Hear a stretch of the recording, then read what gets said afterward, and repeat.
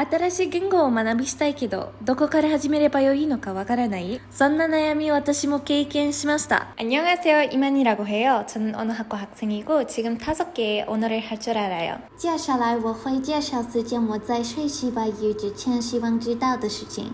First, ask yourself, what is your goal? Asking yourself this question will help you understand where to start and how to stay motivated. Let's paint a picture here. Sophia's goal is to be able to write diaries in Japanese. Then in that case, Sophia would need to focus on her reading comprehension, grammar, and spelling. A good way to reach her goal is to start off by translating children's storybooks and then move on to translating novels.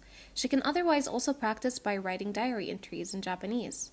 Sarah, on the other hand, wants to learn different Japanese dialects. Then in this case, she has to prioritize developing her listening and speaking skills. Since she comes from an area where there isn't lots of Japanese people, I would recommend to look for a social platform where one can speak to a diverse amount of Japanese dialect speakers. Playing online chatting games like VR chat or watching streamers who tend to use a lot of casual language would help. We can observe that although both Sarah and Sophia want to learn Japanese, they're taking 2 different roads to achieve fluency. This further explains why it's important to know your motivation to learn a language. Second, be consistent. Always remember, the turtle won over the rabbit by pacing itself. In other words, consistency always wins over impact. A common mistake people make when they first start is to get impatient thinking they can achieve quick results by cramming tens of hours, only to get burnt out. What you should do instead is to set a realistic schedule that you're more likely to follow. You can start by creating a weekly schedule to study language learning. Studying for an hour 2 times a week is enough to make moderate progress. Number 3, pick a language learning book that works for you. If you're going to travel pretty soon and you just want to know a bit to impress some locals, a simple phrase book would be enough. But if you want to achieve native fluency, you'd need to start off with a foreign language textbook. A great foreign language textbook does more than just explain concepts simply. It should really engage your senses. Look for ones with eye-catching visuals and a workbook for writing practice.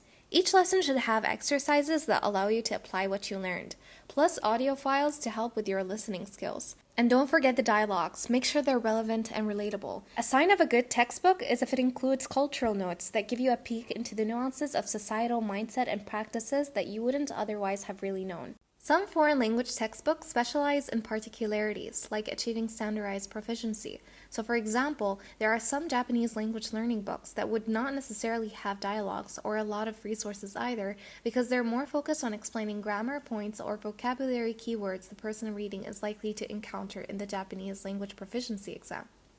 Moving on to number 4, study efficiently. What's the point of writing on a piece of paper and forgetting what you learned the next day? Let's put down that pen and think about ways you can memorize with half the effort. Here are 4 studying techniques that will help you in your language learning journey. 1 is using flashcards. Nowadays, there are flashcard applications that use scientifically proven studying techniques to help you retain information. I would recommend using applications such as Anki and Quizlet. Second, try tutoring. This can be pretty intimidating, especially when you're still learning, but it can be a major game changer for those who have experienced a stagnation in progress. Third is reading. The more you read, the more your vocabulary increases and the more eloquent you will become.